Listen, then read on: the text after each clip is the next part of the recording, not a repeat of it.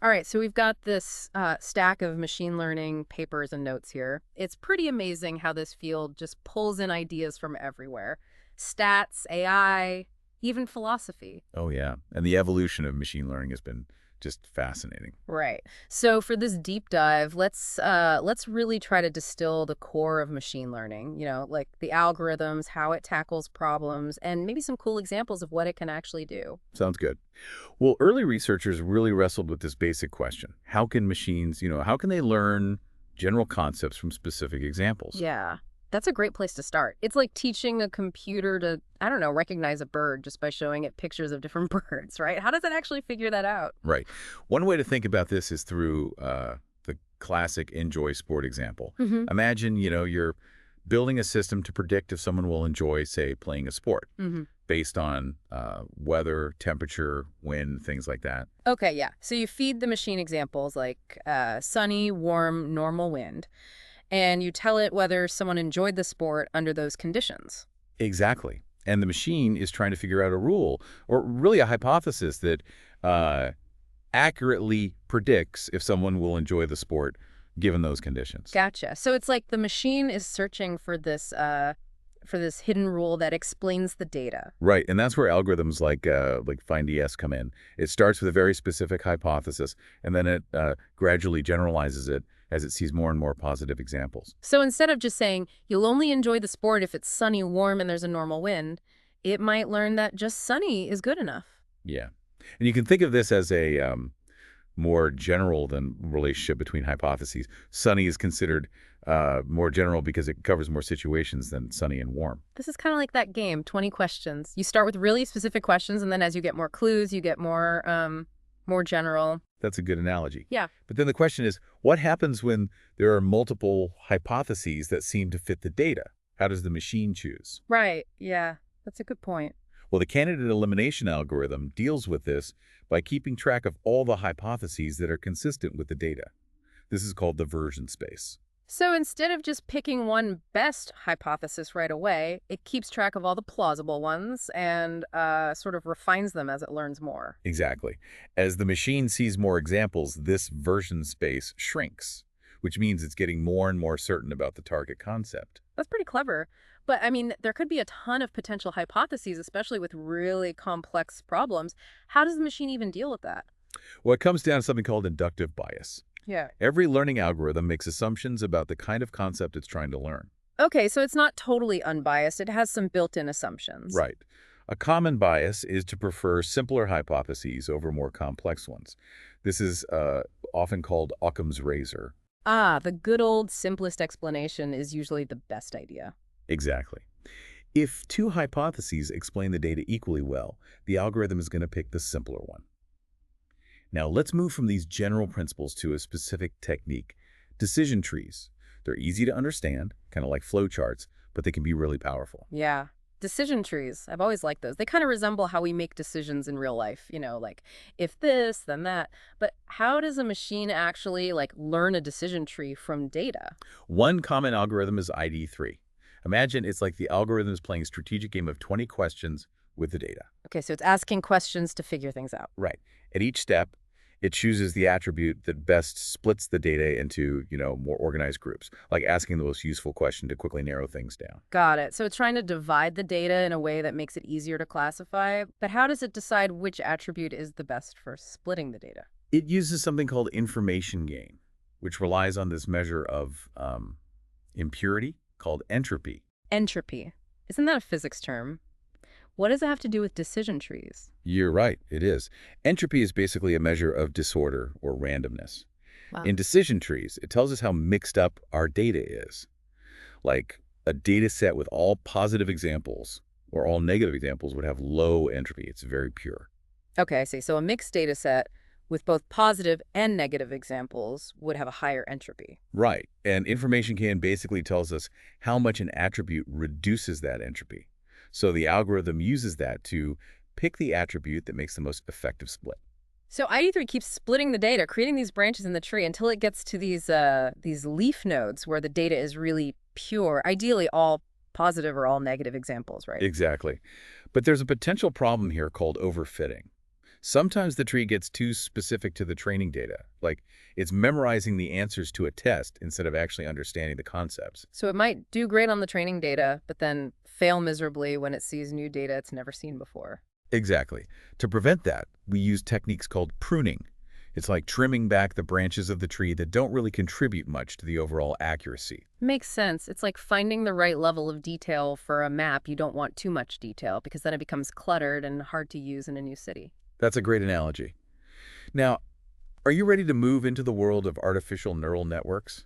These are inspired by, the human brain, and they're behind a lot of the really impressive AI applications we see today.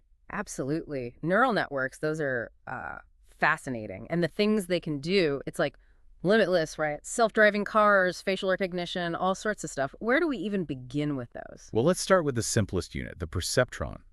Think of it as a basic decision maker. It takes in some inputs, computes a weighted sum, and then outputs a value either 0 or 1. So each perceptron is like a tiny little judge in a courtroom, weighing up the evidence and making a decision. I like that. But there's a catch. A single perceptron can only represent these linear decision boundaries. It's like trying to separate two groups of points on a graph with a single straight line. Okay. So sometimes that works, but often the real world is more complicated than that. Exactly. We need something more powerful. And that's where multi-layer networks come in. They have multiple layers of perceptrons, including this hidden layer between the input and output layers. So it's like having a whole panel of judges, each one specializing in a different part of the case, and then they combine their decisions to make a more sophisticated final decision. I like that analogy. And this allows them to represent these much more complex, nonlinear decision boundaries. Okay, that makes sense. But how do we even train these networks? How do we teach them to make the right decisions? That's where the backpropagation algorithm comes in. It's the workhorse for training these powerful networks. Their propagation, that sounds intense. Can you break that down a little? Sure. The main idea is gradient descent. Imagine you're on a hillside and you want to find the lowest point. You take small steps downhill, always in the direction of the steepest descent. Backpropagation does the same thing, but with the network's weights. So it's like adjusting those little judgments made by each of the judges on our panel to make their combined decision more accurate. Right. Precisely. Backpropagation figures out how much each weight is contributing to the overall error and then tweaks them to reduce that error. Okay, that makes sense. But I imagine training a network with all these layers and connections must be computationally pretty heavy, right? Yeah, it can be, especially for these really large networks. And another challenge is that gradient descent can get stuck in these local minima. Think of our hillside again, but this time with multiple valleys. You might reach the bottom of one valley, but there might be an even deeper one somewhere else. So the network might find a good solution, but not necessarily the absolute best solution. Are there ways to avoid that? Right. There are techniques to help with that, but it's always a challenge. Now, do you want to see how this actually plays out in the real world, like some real examples? Absolutely. Let's see how these algorithms solve actual problems. It's always cool to see the theory in action. Okay, well, there's this fascinating case study where they trained a neural network to recognize face poses. Whether a person is looking left, right, ahead, or up. Oh, interesting. So it's like facial recognition, but it's specifically focused on the direction the person is looking. Exactly. And the amazing thing is that you can actually see the network's weights changing as it learns. Wait, so you can literally visualize the network learning to recognize different face poses? That's incredible. How does that even work? Well, each hidden unit in the network develops these weights that correspond to specific features in the image. Some units become sensitive to like edges or lines, while others respond to patterns of light and dark. So it's like the network is building its own internal visual vocabulary for understanding faces. That's wild. It is. And after training, the network was able to correctly classify the face poses in about 90% of a set of test images it had never seen before. 90%, that's really impressive. It sounds like the network was really learning to identify those key features, not just memorizing the specific faces it was trained on. That's pretty remarkable. It really is. Now, beyond facial recognition, machine learning is also transforming tons of other fields. Think credit card fraud detection. Right, so it's being used to analyze, like tons of transaction data to spot patterns that might indicate fraud. Exactly.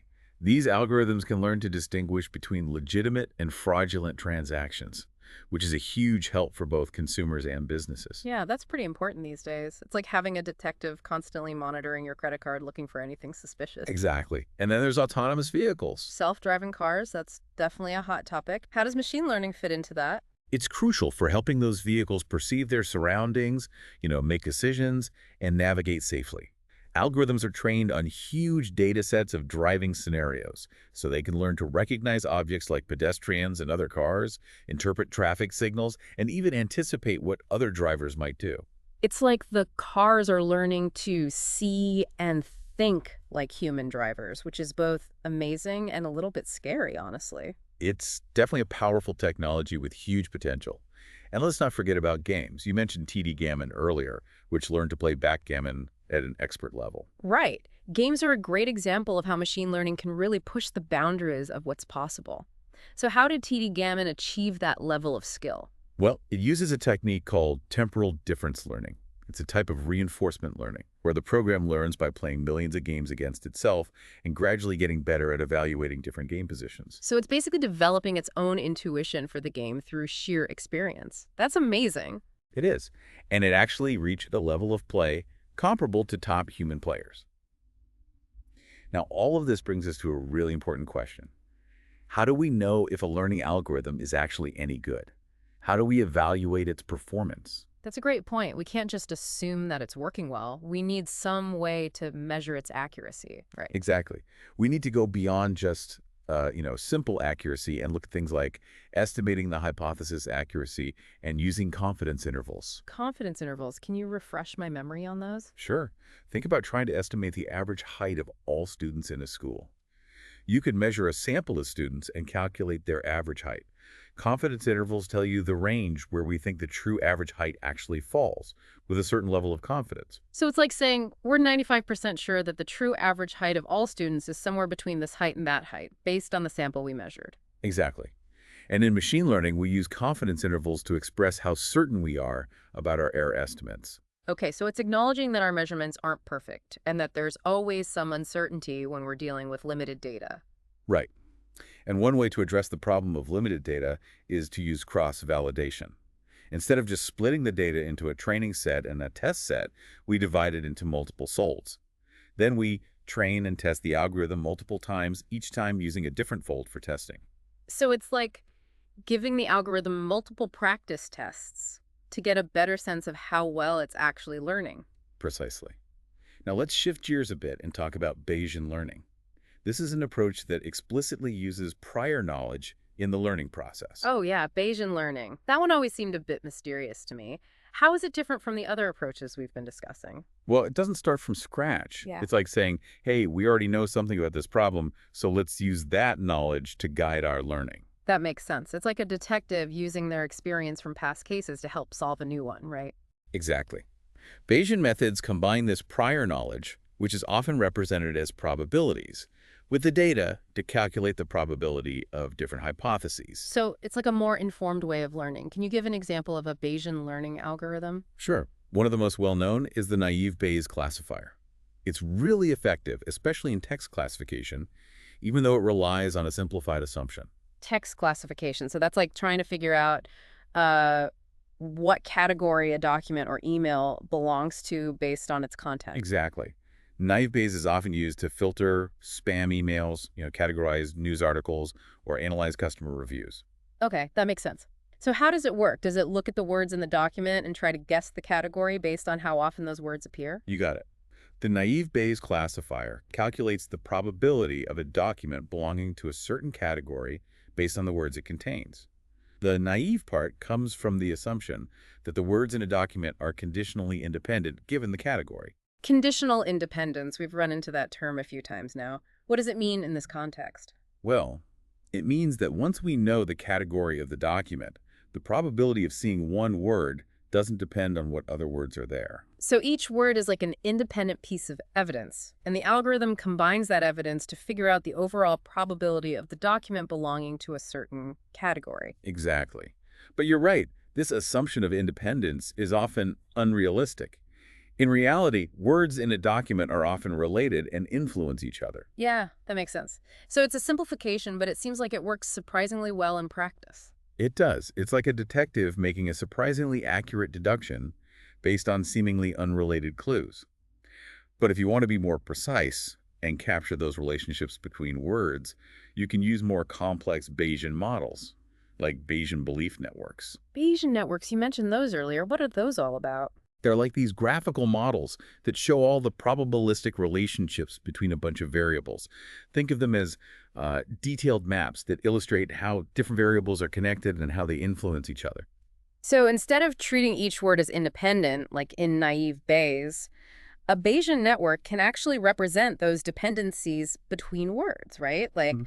recognizing that seeing one word might make it more or less likely to see another word. Exactly. This makes them much more powerful, especially in situations where that naive assumption of independence just doesn't hold up. So it's like moving from a simple sketch to a detailed blueprint, allowing us to capture the nuances of those relationships.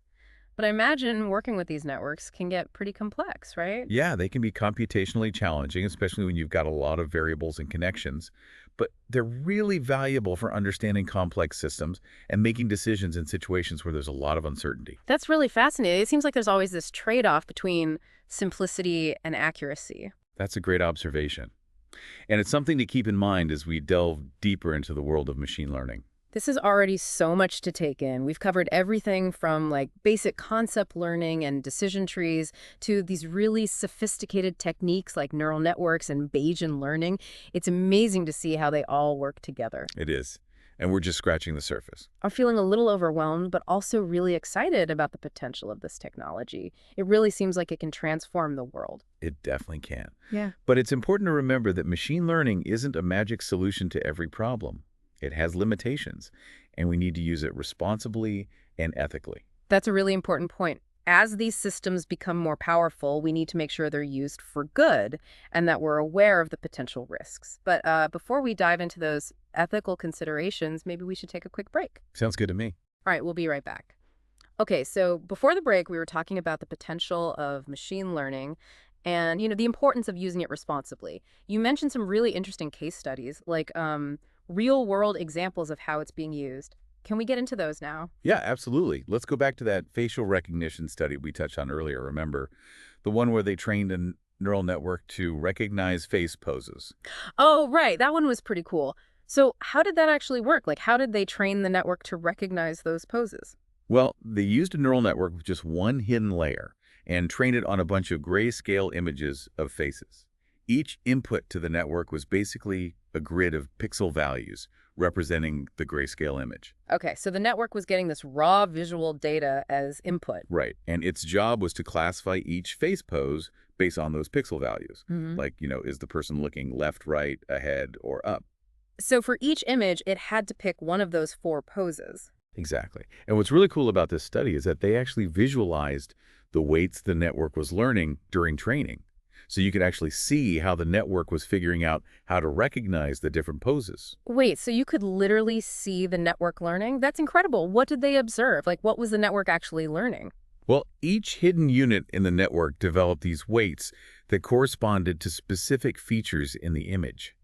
Some units became really sensitive to edges or lines in particular orientations, while others responded to patterns of light and dark. So it's like the network was developing its own way of seeing and understanding faces. Exactly. It was like it was building its own internal visual vocabulary. That's wild. So after the training, how well did the network actually perform? Really well.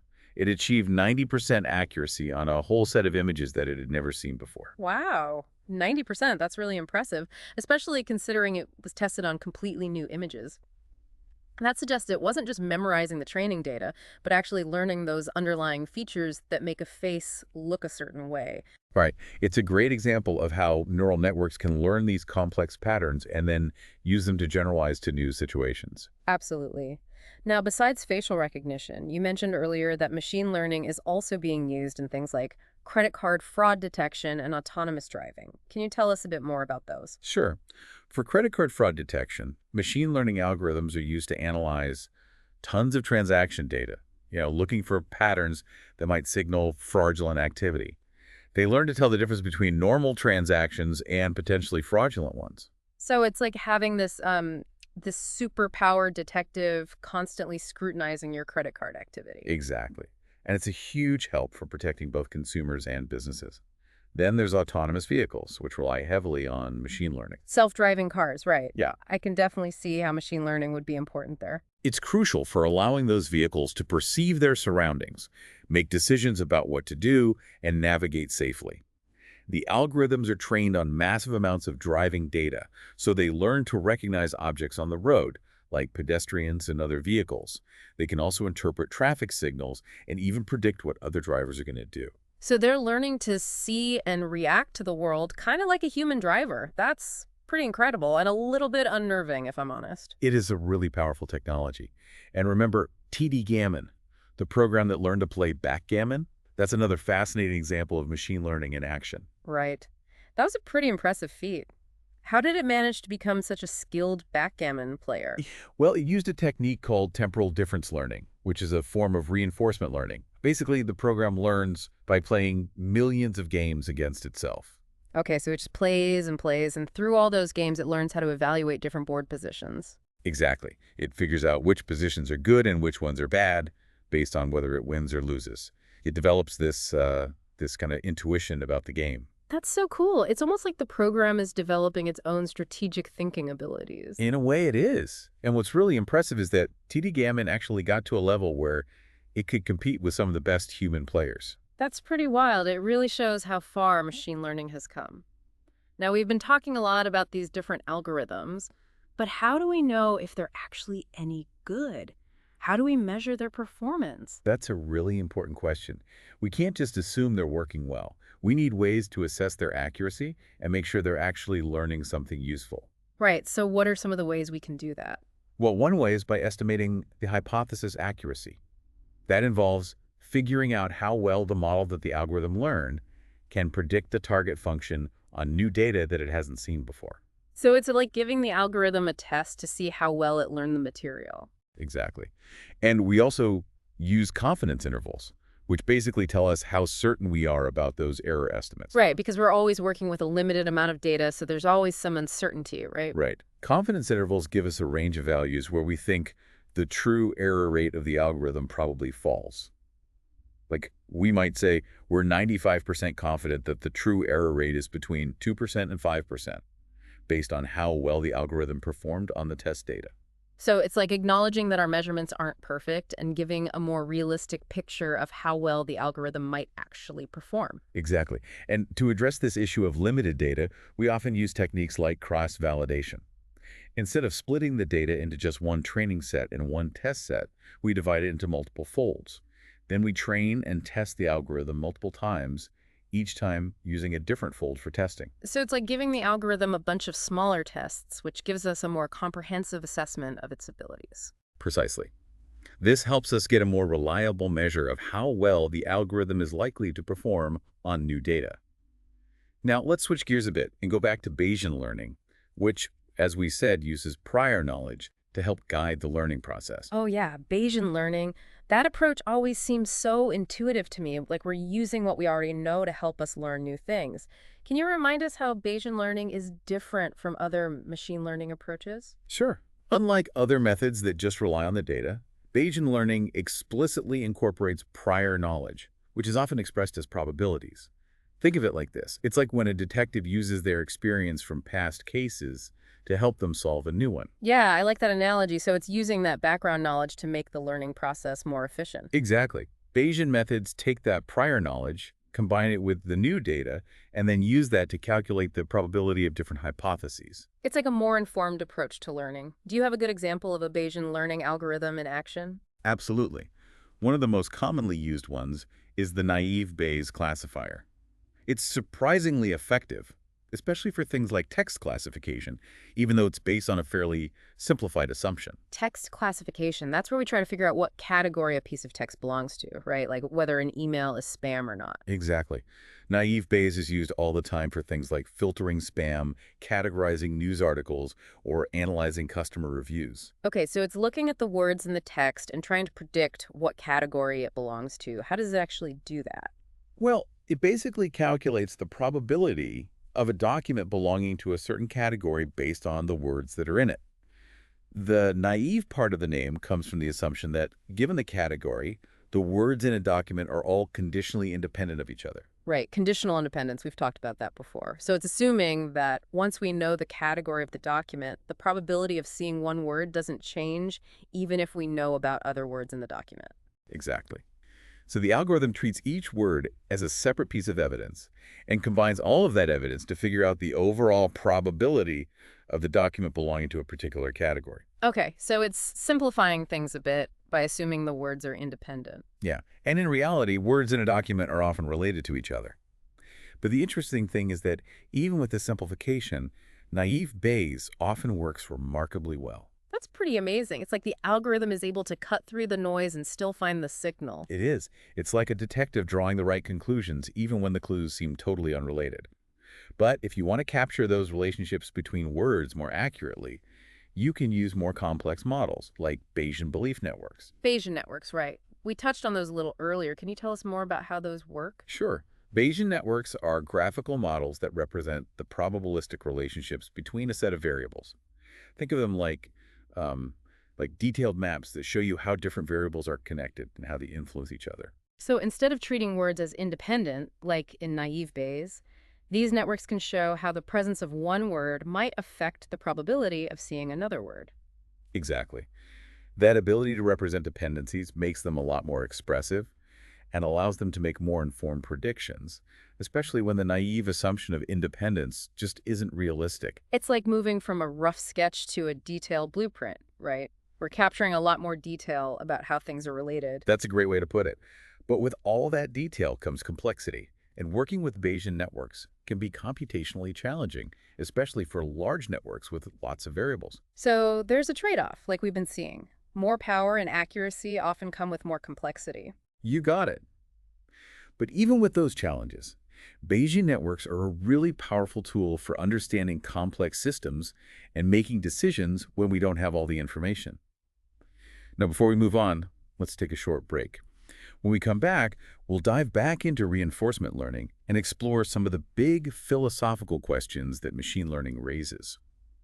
So, we've been talking a lot about machines learning, but it really makes you think about human learning too. Like, are there similarities between how machines learn and how our own brains work?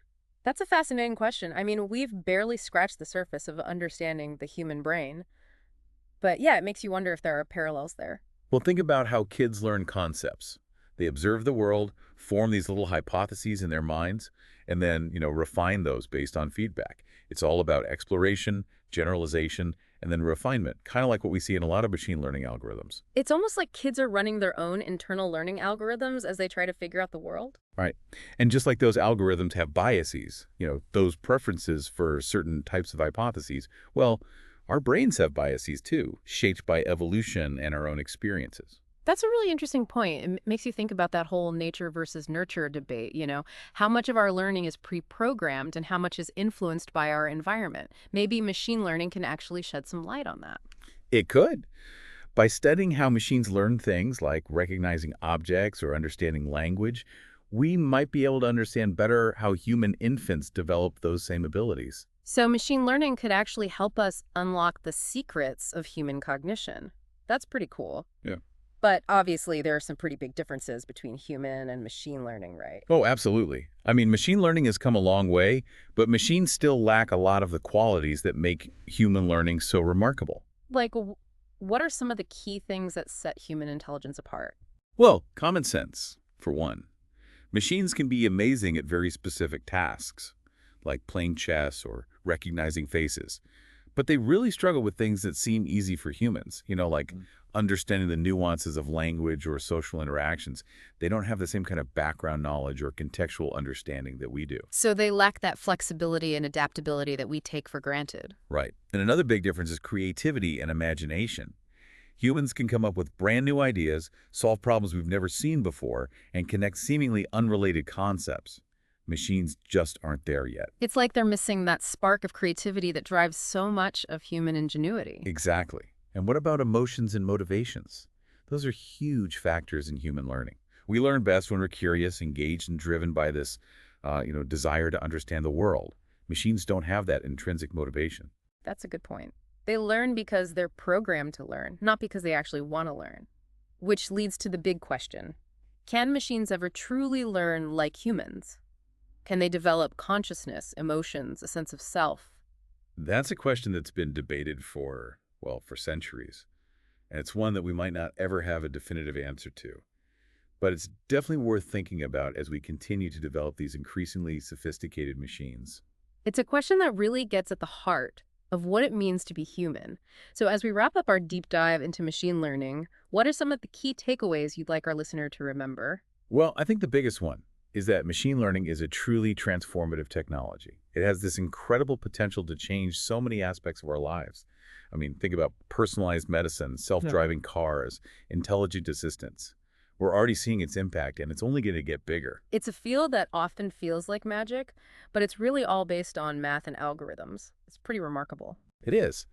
But we also have to remember that it's not a magic solution for everything. It has limitations, and we need to use it responsibly, ethically. We need to make sure it benefits humanity as a whole. That's a really important point. As we move forward with this technology, we need to be mindful of the potential risks and make sure it's used for good. Absolutely. And as we've talked about, studying how machines learn can teach us a lot about ourselves, about how we learn, and what makes our intelligence unique. It's a fascinating journey of discovery. This has been an amazing deep dive. We've learned so much about the core concepts of machine learning, seen how it's being used in the real world, and even pondered some of the bigger philosophical questions it raises. It's definitely left me feeling both excited and a little bit overwhelmed by the sheer potential of this technology. It's a field that's constantly evolving, constantly pushing the boundaries. Who knows what incredible breakthroughs are just around the corner? That's a great point. And to our listener, I'd say keep exploring, keep learning. The world of machine learning is vast and incredibly rewarding. Thanks for joining us on this deep dive.